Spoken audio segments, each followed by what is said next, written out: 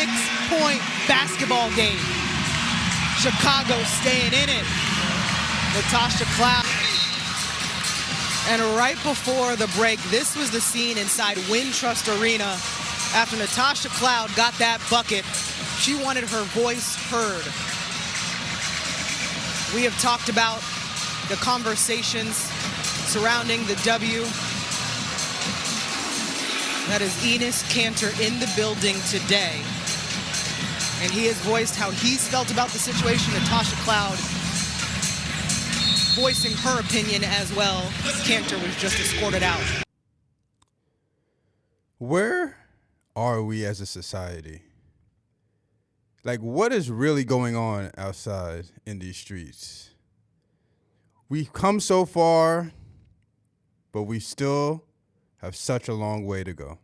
What's up, everybody? It's Coach Kev. So if you don't know, if you've been living under a rock, or if you just haven't heard, the WNBA and the NBA are trying to define what a woman is. So this has to do with women. This has to do with the transgender community. And people like Enes Kanter and Royce White are saying, if you don't define what a woman is, then I'm going to put myself as a man and define myself as a woman and ask to be eligible for the WNBA draft. This is just, I'm so confused at how this has gotten so over the top, out of control. Like, what is going on? As you see in that video, Natasha Cloud going up against Enes Kanter, Enes Freedom in the stands, telling them, I don't know what she's saying to him, but it can't be nothing nice. Enes Kanter putting his hands out like this, or whatever the case may be. But if this is what's going on, defining a woman, transgender, men wanting to play, or men defining themselves as women, saying they want to play in the WNBA, like this whole mess is going on. I honestly don't know where our society is at. Here's Enes Kanter, Enes Freedom, speaking about the altercation and just what his thought process is during this whole situation. Do you actually think the WNBA, and sources were telling various media outlets today that they've essentially decided you and Royce cannot play in the WNBA. You will not be eligible. And they're going to say something about the it's a publicity stunt. You're not really a trans woman. Are you a trans woman? Well, I want to make this very clear. Are you a trans woman? Listen, Section 13, right? Article 13, Section 1 says if you identify as a woman, then you're allowed to play. So you are identifying as a woman tonight? I identify as a woman. Sure, yes. Okay. So I can play. But they're never going to let you play. Why not? I mean, that's the rule. That's the rule that they put, and I'm just following the rules. If they ever come out and say, okay, we are changing the rules, I respect their decision. I will, follow the rules. But right now, if you identify as a woman, you're allowed to play. And I am identifying as a woman, and I should be allowed to play. That's it. You said Sophie Cunningham. So there you go, from the horse's mouth. It said in the rules, I don't know if this is true. You guys can look it up yourself, but I'm going to take his word for it, and nobody's discrediting what he's saying, that if you define yourself as a woman, then you should be able to enter the WNBA draft. He's defining himself as a woman. So you could say this is a publicity stunt. We could say this is total nonsense. Honestly, this is not a good look for the WNBA that, once again, it's so much being talked about them. Nothing to do what's actually going on with the players on the basketball court and their skills and showcasing what they can do.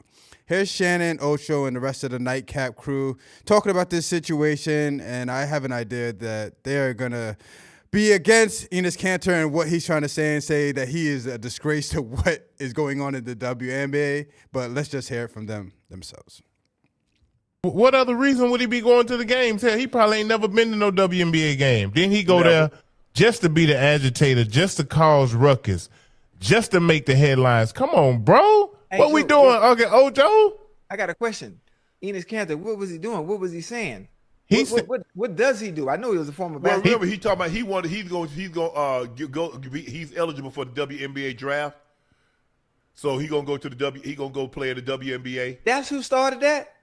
Yeah. Yeah.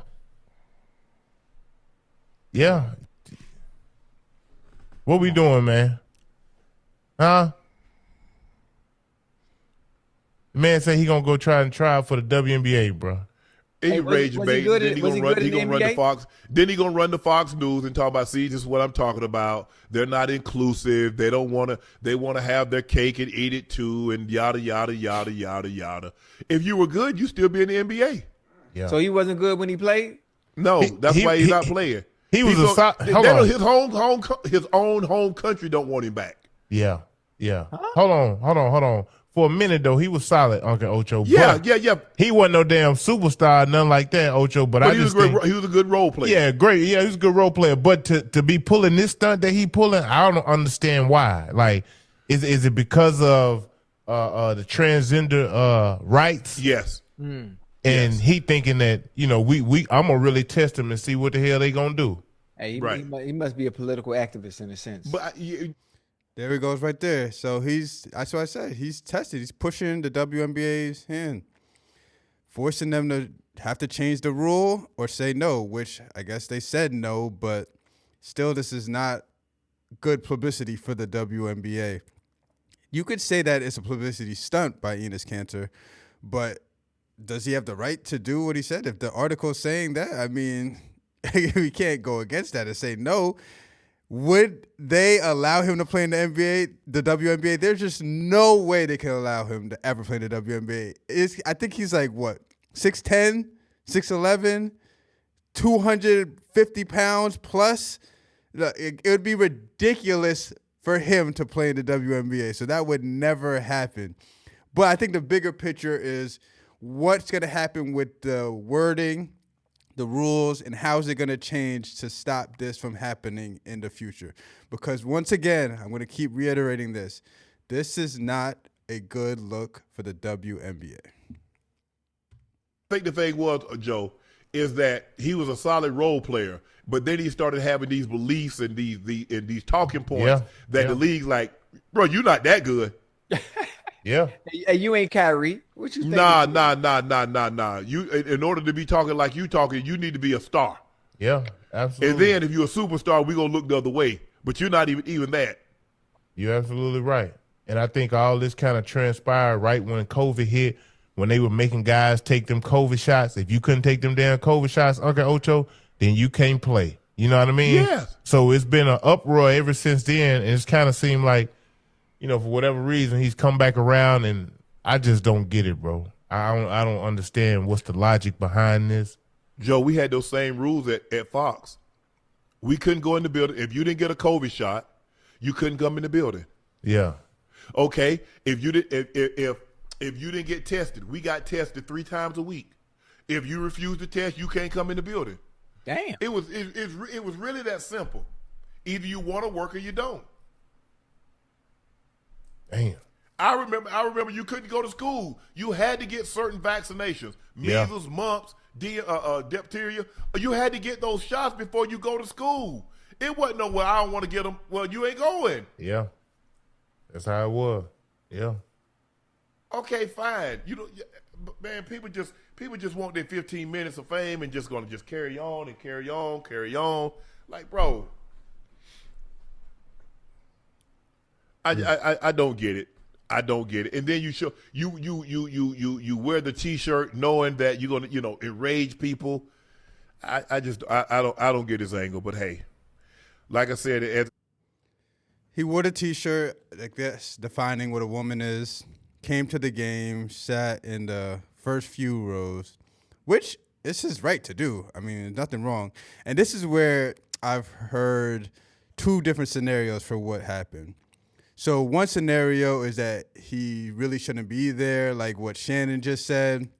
They know that he's gonna spark some bad remarks from just being there and just bad energy from being there. And then Tasha Cloud saw him and scored or whatever the case may be, and then went up to him and spoke her mind and just said what was on her mind and what she was probably wanting to say to him for a very long time. On the other side, it's his right to be there. He didn't entice anybody. She walked up to him screaming and talking. He stepped forward. He didn't step onto the court, but he did step forward, didn't engage, didn't really look like he was screaming back or whatever the case may be.